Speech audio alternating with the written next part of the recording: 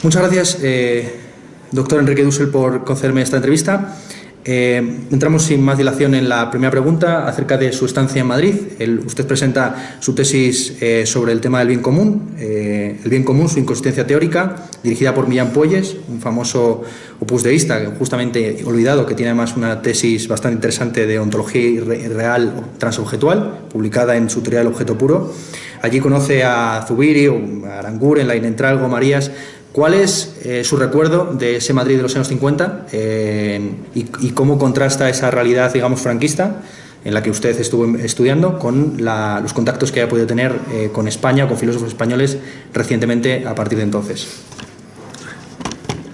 Sí, aquella experiencia hace tantos años, 57, 59 del siglo pasado, Facultad de Filosofía.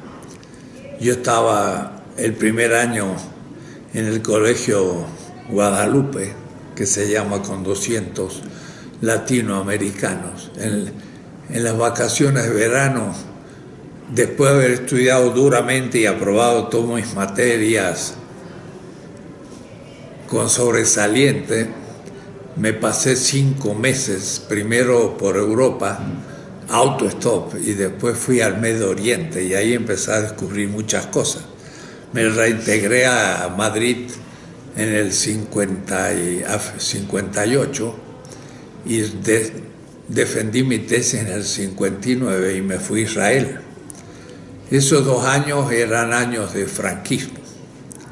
El profesor más interesante que había era realmente López Aranguren, y como yo hacía ética, escuché bastante, aunque ese año él dio sobre todo la ética anglosajona, lo cual era una novedad en Madrid porque era todo a partir del pensamiento inglés norteamericano. Para mí mismo una novedad. El nivel en la época no era muy alto, era más o menos como el argentino. Yo había tenido justamente a nada menos que a González Álvarez como profesor de metafísica en Mendoza, porque se fue un año a la Argentina. Y luego vino Millán Puelles. Pues sí, 2 jóvenes profesores que todavía ni habían sido, no eran profesores. Millán Puelles, muy inteligente, fumaba muchísimo. Y cuando yo entraba a su habitación lleno de humo, él sabía pensar. Nos dio un curso de los presocráticos muy bueno. Y llegaba ahí sin notas ni nada, y nos daba 2 o 3 clases de Parménides, pero espléndida. Era una gran cabeza. Había estudiado en Alemania, casi los agarra la guerra allá. Era un hombre brillante, políticamente pues mal situado. Yo mismo me distancié de esa situación porque mi tesis fue sobre el bien común, pero en realidad era una disputa entre Charles de Koning, que era un gran y muy estricto tomista canadiense en Quebec, contra Jacques Maritain. Y Jacques Maritain era un demócrata cristiano, que era más bien mi posición. Yo era más bien maritainiano, línea Mounier. Y cuando vuelva de Israel voy a ir a París y voy a entrar en relación con el grupo Mounier en Esprit, pero que había ya muerto Mounier y estaba en manos de Ricoeur. Y entonces yo me hice muy alumno de Ricoeur y buena parte de mi formación en París fue escucharlo a él. De tal manera que verdaderamente la etapa de España fue primero sí descubrir España. Filosóficamente poco, era muy escolástico, aún Julián Marías y demás estaba bien, pero todavía no era lo que yo esperaba, así que fue entrar a Europa, mi primera experiencia española, no mucho más. Quisiera preguntarle también por la relación que usted ha tenido con la teoría y con la praxis judía o hebraica, en la medida en que, como usted ha comentado, pues entre el año 59 y el 61 estuvo trabajando como carpintero dentro de una comunidad que tenía el sacerdote Paul Gautier, y pues uno de los libros que quizás más ha influido en su trayectoria intelectual es Totalidad Infinito de Manuel Levinas, que incluso usted calificó como un despertar del sueño ontológico heideggeriano. ¿Hasta qué punto la discrepancia que usted tiene respecto de Levinas, y no solamente usted, sino también, por ejemplo, Scannone y buena parte de los que fueron calificados como miembros de la escuela analéctica o anadialéctica, estriba en que para Levinas, en la medida que pues, bebe del pensamiento judío, Dios o el otro es pues, una especie de alteridad absoluta, de la cual tan solo se puede hablar en términos equívocos como una especie de teología negativa, mientras que para usted el otro siempre es un otro análogo, por utilizar una terminología que luego utiliza mucho Mauricio Busol, ¿no? Eso es lo que quisiera preguntarle. ¿Cuál es su relación con la teoría de la praxis judía y cuál es su discrepancia también respecto de ella? Muy bien planteada la pregunta. Sí, en esa larga estadía, en las vacaciones que empezaron en mayo y terminaron en octubre o noviembre, llegué tarde al segundo año, pero ya había cumplido con la escolaridad y era asunto de presentar la tesis. Pasé por Francia, Alemania, Italia, pero lo que me interesó en el recorrido mismo era ir al Medio Oriente. Y yo estuve en Líbano, en Siria, estuve en Damasco, ahora destruida, y en muchos lugares donde ahora Alepo, todo esto lo conozco muy bien. Llegué a Israel con idea justamente de poder hacer una crítica al pensamiento helenístico desde una cierta exterioridad, y por eso me pareció muy importante el pensamiento semita en general, no judío en especial, pero la posibilidad de estar en Israel, ver la experiencia de los kibbutz donde estuve, vivir una experiencia existencial de trabajo manual en Nazaret, de pescador en el lago de Kinneret, pues era revivir un poco el mesianismo del cristianismo primitivo, pero cuando digo primitivo digo prácticamente en la vida misma del fundador. Entonces lo viví aquello con extrema entusiasmo. Ya era doctor de filosofía, pero no podía todavía darme cuenta de lo que eso significaba. Fue una experiencia fundamental. Y ahí descubrí una comunidad francesa que trabajaba con los palestinos en una cooperativa de la construcción, y me pareció ideal volver con ellos más tiempo. Y entonces volví a España, defendí mi doctorado, y ya volví ahí a una comunidad de trabajo donde también estudié el hebreo en los cursos de hebreos que se llaman Ulpan. Y en fin, viví aquella lengua como lengua viva, que se hablaba, que se leía, que se leían los textos del origen del cristianismo en los mismos lugares. Fue una experiencia extraordinaria, muy interesante. Después de 2 años volví ya a Europa. Y volví a Europa un poco como la historia, es decir, desde el Oriente, porque el cristianismo no es una cristiandad, no es una religión occidental, es oriental completamente. La Mesopotamia y el Egipto, todo eso lo viví también. Pues volví a Europa y me instalé en París 4 años. Y ahí entonces empecé realmente mi reeducación filosófica. Fue leer la fenomenología de Merleau-Ponty, que acababa de morir, ver a Sartre y sobre todo ser alumno de Ricoeur.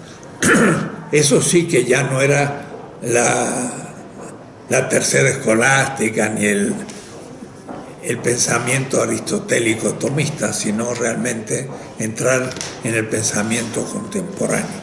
No conocía a Levinas en esa etapa de 5 años, conocía a muchos otros, pero no a Levinas. Levinas lo voy a conocer después, pero lo voy a entender perfectamente y rapidísimo porque tenía toda la experiencia. De tal manera que 4 años en Francia y 2 en Alemania, donde al mismo tiempo que seguía clases de fenomenología en la Universidad de Maguncia, defendía en la Sorbona un doctorado en historia, Sí. y en historia latinoamericana, trabajando en los archivos de Sevilla. Entonces yo ligo muchísimo la historia a la filosofía. Y ahí empecé a descubrir el hecho de que América Latina está fuera de la historia, el hecho de nuestra colonialidad y los primeros pasos de la crítica al eurocentrismo.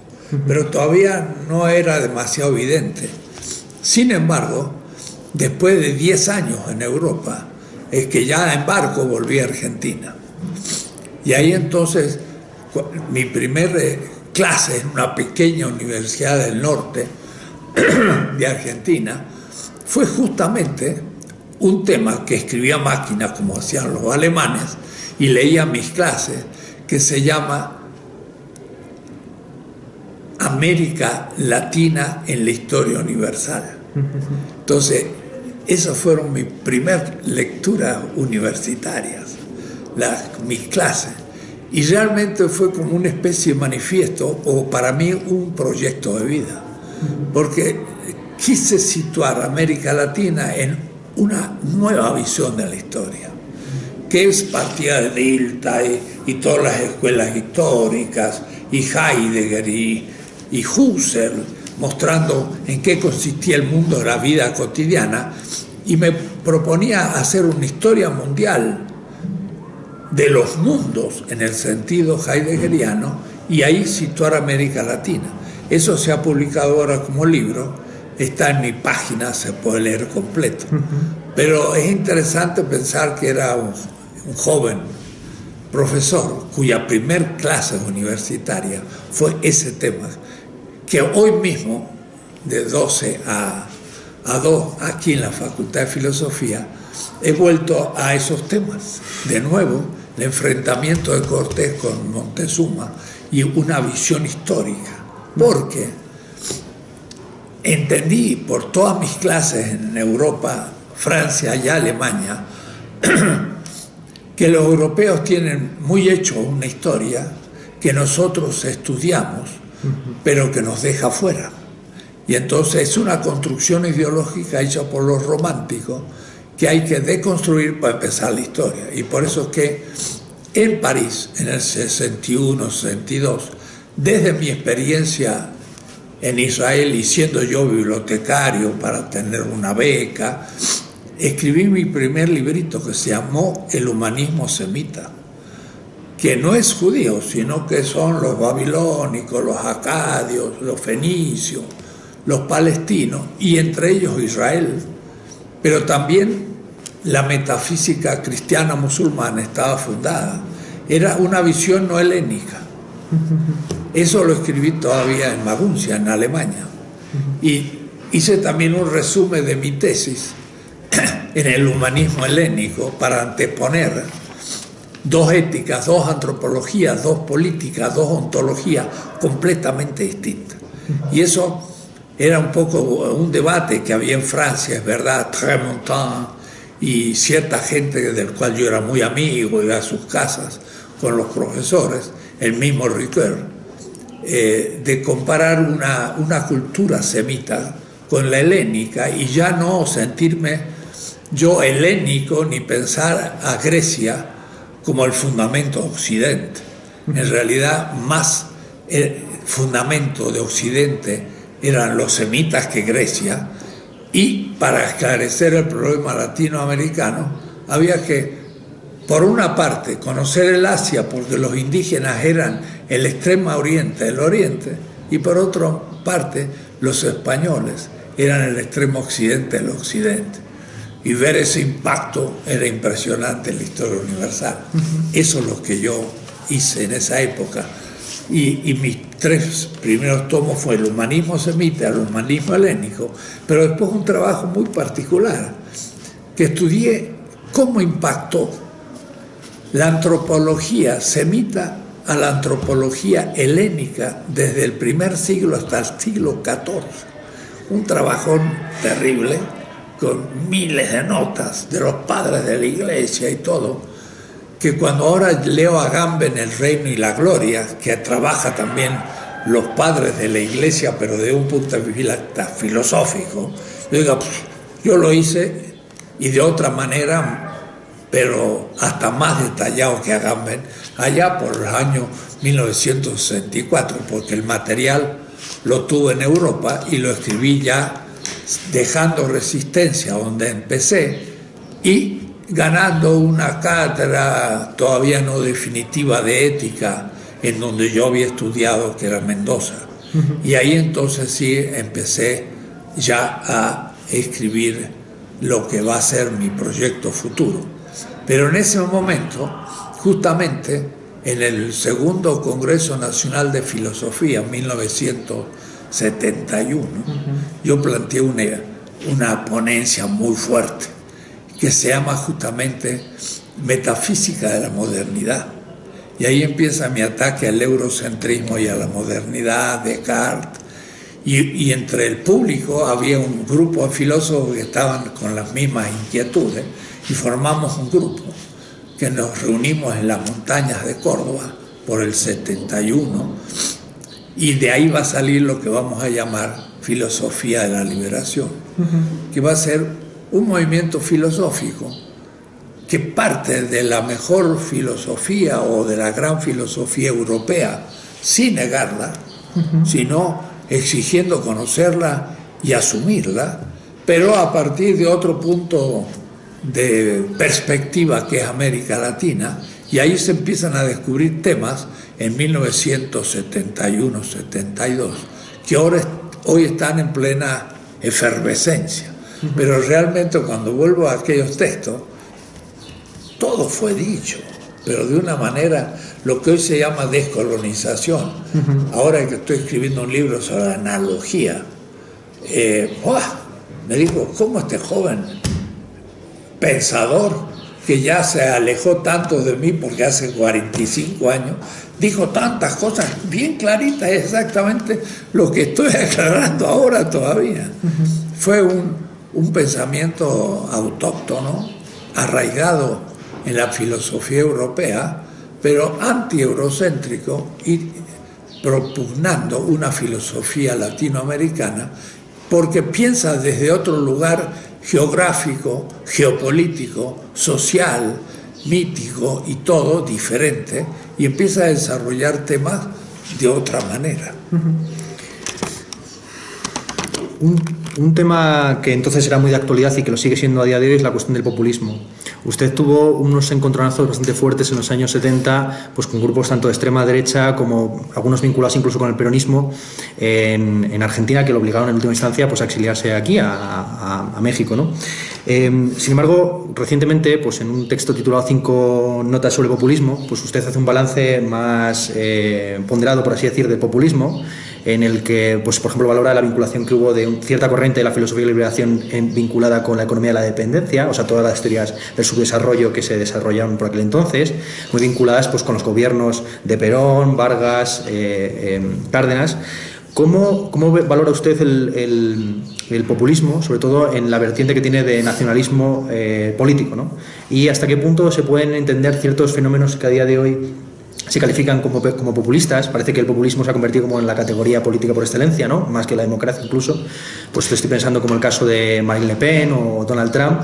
En fin, ¿cómo piensa usted la cuestión del populismo en relación con estos populismos de derecha de carácter demagógico y reaccionario? También teniendo en cuenta que su propia biografía es una biografía, pues si no apátrida, pues internacional. O sea, quiero decir que usted, como comentaba, está viajando por todos lados, es originario de Argentina, está nacionalizado mexicano, etcétera, ¿no? ¿Cómo ve el vector que tiene el populismo hacia la cuestión nacionalista? Sí, hablando usted que yo he andado por muchos lados, pues sí, efectivamente, en mis 10 años de Europa conocí todo, de Noruega hasta Italia, y en muchas reuniones de estudiantes y todo. Al llegar a América Latina, fui profesor en Quito de un curso interdisciplinar que teníamos unos 100 alumnos de toda América Latina, los cuales me empezaron a invitar a todas partes. Entonces, el 67 en adelante, yo habré andado 100 veces por América Latina. Pero después viene la bomba que me pone a la extrema derecha, peronista, y luego también el exilio, y al llegar a México ideamos un gran diálogo sur-sur a un nivel más teológico o mítico, si usted quiere, y entonces nos dio oportunidad de muchas reuniones en África y Asia. Entonces yo empecé a moverme por todo el África y por el Asia, en Filipinas, en India, en muchos países. Y al mismo tiempo, en Estados Unidos ya se tomó nota de la originalidad de un pensamiento latinoamericano.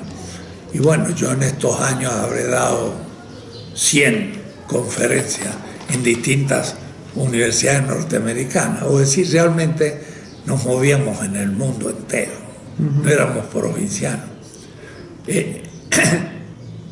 El tema del pueblo para mí fue fundamental. Y lo descubrí en el pensamiento semita, no en el populismo político. La palabra ham, en hebreo, ham, que se traduce laos en griego, es mi pueblo. Hay textos hebreos que dicen: el no pueblo se transformó en mi pueblo, a mí. A mí significa la I, mío, y ham, pueblo. Entonces el concepto de pueblo lo tenía muy claro ya en el pensamiento hebreo. Y ahí ya se dieron distinciones profundas con el pensamiento griego. Pero al llegar a Argentina y al llegar a América Latina, esto era una explosión, porque estaban las dictaduras militares. Llegué a Argentina después de 10 años y me había ido casi con una dictadura y volví con otra dictadura. Nunca había votado, porque siempre estaba bajo dictadura, estaba Onganía. Y el movimiento peronista que se movía en la base, grandes movimientos sociales, sindicales, que se oponían fuertemente a la dictadura, hasta apareció grupos guerrilleros, montoneros, etc. Y filosóficamente, me acuerdo muy bien, una alumna me dice: sí, profesor, usted nos está aplicando Max Scheler y Heidegger, pero ¿qué tiene que ver eso con la política que estamos viviendo? Y yo sí, digo, todavía no logro pensar mi realidad, estoy todavía en Europa. Y fue el libro Totalidad Infinito de Levinas, que me dio Escanones, el que me hizo comprender la temática. No lo conocía yo a Levinas en Francia, ahí había estado 4 años, pero después sí lo conocí, fui a París, dialogamos, discutimos, tengo cartas de él. Entendí el concepto de pueblo desde el pensamiento semita, que no es tan fácil. Y hoy, justamente, escribí las 5 tesis, pero aún he hecho un curso sobre la analogía, y ahora sí ya creo que definitivamente he terminado el tema. Lo he aclarado, pero aún después de las 5 tesis. El concepto de pueblo es analógico. Yo decía era ambiguo y tenía muchos significados.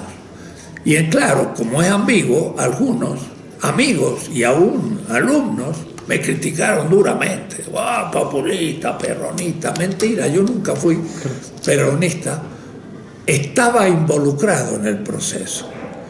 Y mi libro, que se llamó Dependencia y Liberación, un libro, fue tomado como consigna nacional por el Frejuli, que era el Frente de Liberación Justicialista. Entonces yo pasaba por un ideólogo del peronismo, pero nunca yo formé parte, sino que me parecía que el pueblo era un tema respetable, que el peronismo en ciertos aspectos lo expresaba, pero en otras, cuando llegó el Perón de España y se derechizó, ¡wow!, dijimos: esto es lo peor que puede haber pasado. Y nos volvimos contra todo eso. Yo nunca cometí el error. Es una situación muy parecida hoy en México. Sí, claro. México tiene hoy a un líder, Andrés Manuel López Obrador, que está cosechando ahora el voto de castigo que va a tener esta traición de un gobierno en México. Bueno, yo soy de los únicos intelectuales que puede estar colaborando con eso, dirigiendo una escuela de cuadros, pero nadie me ha dicho y ni va a decir que yo soy miembro de Morena, pero yo soy hasta inspirador ético de Morena, exigiéndole que cumplan con las exigencias éticas y políticas, porque ser ideólogo de un partido es tener en algún momento que decir, bueno, dejo la verdad porque tengo que apoyar al partido. Yo nunca formé parte de ningún partido, iba a formar parte de la Democracia Cristiana ya en los 50, yo digo pecados de juventud. Ahora justo vi un muy buen documental en la Deutsche Welle alemana. ¡Wow! Es como la Democracia Cristiana italiana, junto al Vaticano, junto a los grandes terratenientes del sur de Italia, apoyó la Democracia Cristiana a todas las mafias. Sí, sí. Y hasta el final, y el gran presidente de la Democracia Cristiana de Comunión Diaria estaba en contacto con todos los mafiosos que al fin lo mataron. Sí, sí, sí. Entonces, esto Antonio Negri lo conoce porque puedo decir, era escandaloso. Bueno, eso es lo que pensé en mi juventud. Pero de ahí fui pasando lentamente a un conocimiento del origen de la pobreza, y también para definir el concepto de pueblo me puse a estudiar a Marx como pocos. Y ahí he sacado mi quinto tomo de las 16 tesis de economía política hace 2 años, y va por la segunda o tercera edición. Y si leía Marx era para entender qué significa la pobreza y pueblo. Entonces, si alguien ha trabajado muy bien el tema pueblo, somos 4 argentinos. 4. Ernesto Laclau, con su razón populista. Walter Mignolo, que es más bien un lingüista argentino formado desde el 72 en Francia y que hoy es uno de los grandes teóricos de la decolonización. Y Néstor García Canclini, que hizo toda una teoría de la cultura híbrida, pero los 4 no hablamos mal del pueblo. No somos tampoco apologistas, pero tenemos un concepto positivo. Y entonces yo analizo el concepto. Ahora lo veo más claro que nunca porque es analógico. No es ambiguo, es analógico. La analogía tiene un horizonte de semejanza y un horizonte de distinción, mientras que la identidad unívoca tiene identidad y diferencia. El concepto de pueblo es análogo. Puedo decir pueblo a la totalidad de la población de un territorio, el pueblo francés. Y eso, cuidado, es el analogado principal, pero es el más viscoso de todos, porque incluye a todos. Puede haber un concepto de izquierda de pueblo, y Gramsci dice, ¿qué pueblo? Dice, es el bloque social de los oprimidos. Ahí ya empezamos a entender. No es toda la población, es alguna, y los oprimidos por el bloque histórico. Entonces ahí tenemos un concepto más bien de izquierda. Después puede venir un concepto populista a la Thatcher y al Trump, que es la confusión del primer concepto, es la totalidad de los que habitan un territorio, pero con afirmación nacionalista, y la nación como límite absoluto. El populismo de derecha y lo que yo llamo populismo es nacionalista cerrado. Otra cosa es como Fichte, que escribió un libro sobre la economía nacional cerrada. Y él dice, Alemania tendría que cerrar las fronteras para poder desarrollarse como Inglaterra y después abrir las fronteras. Pero si nosotros abrimos las fronteras antes, los ingleses nos entran con sus productos y nosotros nunca vamos a salir donde estamos. Fichte, el gran post-kantiano, escribiendo un libro de economía magnífico.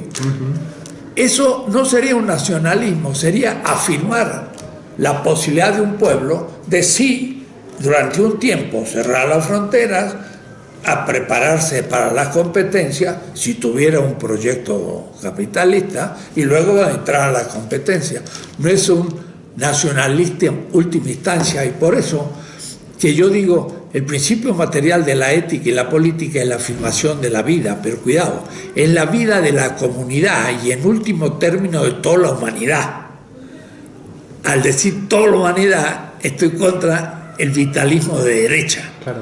Y estoy contra el nazismo, contra Klages y contra todos los Nietzsche, incluyendo, y los postmodernos, porque afirman justamente la totalidad de la nación. Laclau, cuando habla de razón populista, no distingue. Yo hablo de razón populista en un sentido o peyorativo, que es como hoy en Europa y Estados Unidos se habla de populista de un Hugo Chávez o de un Evo Morales. Son gente que pues se regodea con el pueblo y son líderes carismáticos, más o menos irracionales. Eso es populismo. Claro, está el populismo de derecha, que es el Trump o la Thatcher, para Laclau, no para muchos otros.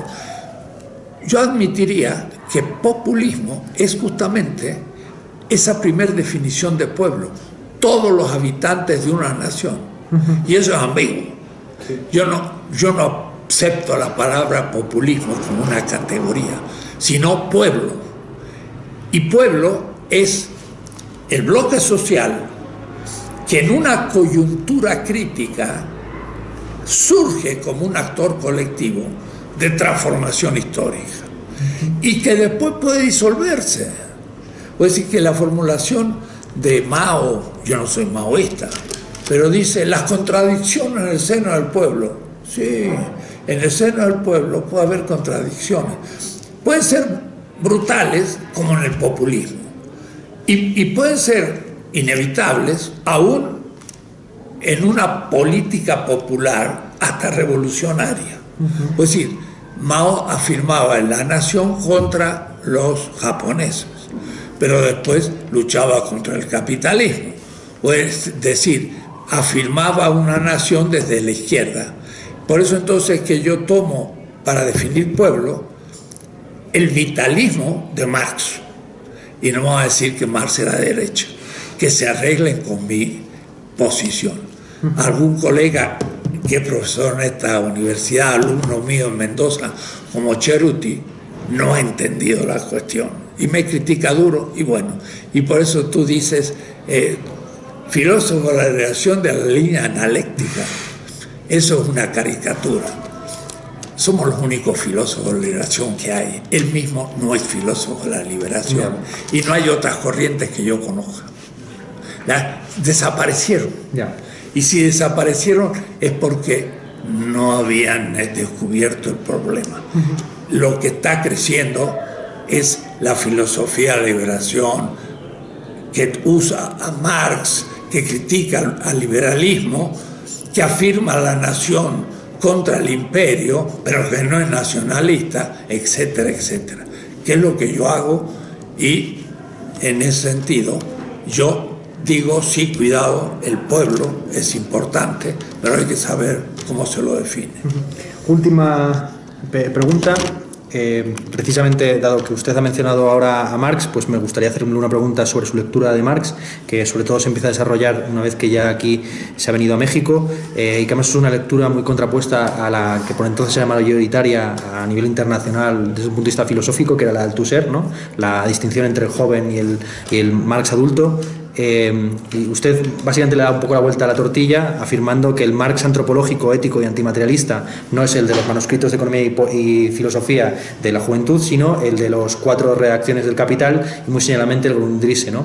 ¿Hasta en qué medida esa lectura de Marx está vinculada con lecturas posteriores como la de Negri y Hart, ¿no? En términos posoperaístas, por ejemplo la recuperación del concepto de General Intellect en los Grundrisse, o posteriormente también geógrafos como David Harvey pues han querido darle una vuelta, una lectura distinta al Capital, más allá, digamos, de las visiones mecanicistas y economicistas del desarrollo de la caída tendencial de la tasa de ganancia, etcétera, ¿no? O también, por ejemplo, la Neue Lecture que está haciendo esto Henrich en Alemania, en fin, Anwar Said.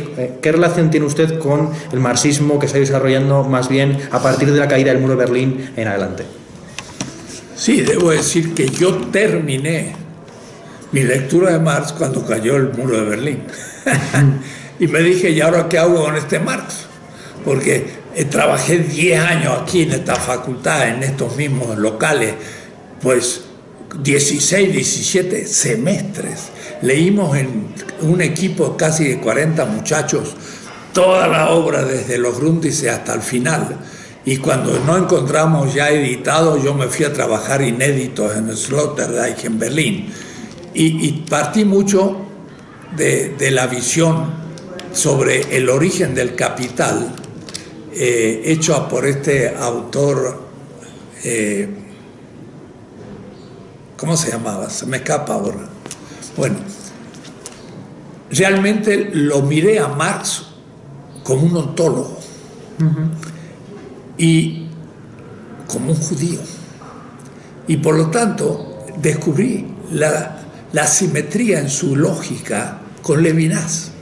Todo eso pareció muy extraño. Pero lo que pasa es que me leía Marx línea por línea. Durante 10 años fuimos leyendo a Marx en el seminario y yo escribiendo los 4 tomos y por último el 5º. Y ahora sale otro más, va a ser traducido al inglés en Duke University, que se llama de una manera muy extraña las metáforas teológicas de Marx. Ese último va a ser el más interesante, porque es el más inesperado, sí. Porque muestro todo un lenguaje en Marx. Fue muy simple, leímos a Marx directamente. Los alumnos, los muchachos leían en castellano las traducciones, muchos se pusieron a estudiar el alemán en el Goethe para leer a Marx, y yo tenía mi MEV y mi MEGA y íbamos viendo palabrita por palabrita en el origen, y fue una lectura muy paciente en donde le apliqué un método no Foucaultiano, pero que uso la palabra arqueológico. Voy a decir cómo Marx fue constituyendo las categorías de su crítica a la economía política. Porque Marx dice en un texto, que yo cito muchos textos no usados y desconcertantes a veces, dice, de lo que se trata es hacer la crítica de todo el sistema de las categorías de la economía política burguesa. Lo que él hace en el Capital es desarrollar un marco teórico de categorías con las cuales yo puedo interpretar lo empírico, pero él mismo, el Capital, no es un estudio empírico, es una teoría crítica en cuanto que muestra categorías que el capitalismo oculta o entiende mal, y al ponerlas se vuelve crítico. En la llamada teoría del plusvalor, que no es una teoría del plusvalor, 3 tomos, sino que más bien una confrontación de Marx con el descubrimiento del plusvalor en la historia de la economía, que son de los manuscritos 61-63. Son varios tomos en alemán, no un manuscrito del 44, son 2.300 páginas, que le hizo un primer comentario que está traducido al inglés. Y eso me ha valido en Estados Unidos, el que sepan que soy un marxista estricto. Pues de lo que se trata es, dice él al comienzo, la economía política burguesa confunde el plusvalor y la ganancia, y al confundirlos no entiende ni uno ni el otro. Pero es una cuestión terminológica, porque ganancia es profit y plusvalor es surplus value. También en alemán, Gewinn y Mehrwert. En el lenguaje burgués es lo mismo, pero él dice no. Y entonces toma una palabra de la economía política consagrada, pero la refiere a un concepto construido como categoría. Y otra palabra la coloca en otra categoría construida por él como economía política. Y entonces él dice, bautizo la categoría. Le pone un nombre. Antes estaba confuso, era un equívoco, ahora es un análogo. Y entonces el plusvalor está al nivel profundo de la fábrica, la ganancia está al nivel del mercado, es el nivel superficial visible. Lo demás está oculto. Es una fenomenología lo que él hace. Y el ser del capital, ontología, dice, es el valor que se valoriza, de verbertum des vertes. Ese es el ser, por lo tanto es una ontología. Pero él dice, pero el fundamento del capital es su ser. Pero hay una fuente creadora del ser. Y entonces dice, la fuente creadora del ser del capital es el trabajo vivo.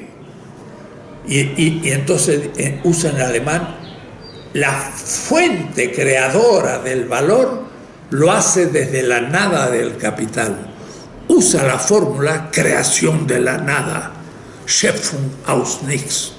Y entonces yo le dije a los marxistas del Instituto Marxista de Berlín, 5º piso, en el Alexanderplatz, 1984, antes de la perestroika, Marx usa la palabra creación de la nada. ¿Han visto ustedes?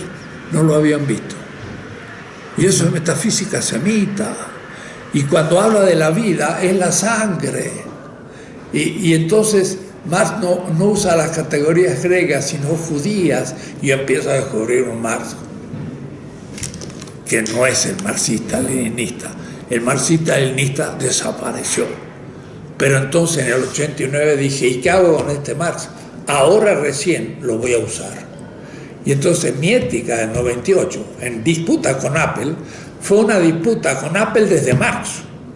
Y entonces Apple dijo, en su texto segundo, cuando el latinoamericano, en noviembre de 1989, 2 semanas después de la caída del muro de Berlín, me habló de Marx. Apple escribe, yo creí que era o no informado o anacrónico. Y entonces se lanzó contra Marx. Lo hicimos picadillo. Le demostré que no sabía usar a Marx y que no lo... Y nunca más habló Apple de Marx porque se dio cuenta que estaba ante un especialista. Habermas y Apple no conocen Marx y nuestra buena ética española, Adela Cortina, Valencia, sí, Adela Cortina no conoce Marx y cuando uno le habla de la vida dice, es muy peligroso. Bueno, hay que aclarar como el pueblo, pero no es peligroso, es el fundamento, porque para Marx es una ontología de la vida, es el trabajo vivo que se objetiva, y la objetivación de la vida es el valor como valor. Entonces, es un pensador del cual todavía tenemos que aprender mucho, y es el único gran crítico del capitalismo vigente. No es el fundador del socialismo real, él no fundó el socialismo real, eso lo hizo Lenin, que fue un gran revolucionario, pero al fin el marxismo-leninismo es una gran teoría y un sistema moderno, como el capitalismo. Marx también era bastante eurocéntrico, pero tiene capacidad crítica ante la modernidad y es válido para el futuro. Es decir, lo que le llamamos ahora la descolonización epistemológica, debe saber usar Marx en la economía y otros autores en otros campos. Pero yo ya no encuentro ninguna contradicción entre filosofía de la liberación como la practicábamos con el pensamiento de Marx. ¿Quiere decir que en economía yo apruebo la crítica de Marx al capitalismo? Sí. Y si eso debe ser marxista, soy. Pero no lo fui desde el seno de mi madre, más bien venía de la derecha o de la ambigüedad de esa etapa. En España, cuando estuve, no tenía claridad sobre nada de esto. Ahora en mi ya vejez sí sé cuáles son los grandes autores que me sirven para poder entender la pobreza, la dependencia, la teoría de la dependencia que explica la situación crítica de América Latina. Bueno, pues muchas gracias, don Enrique, por su tiempo y nada, un placer. Muy bien.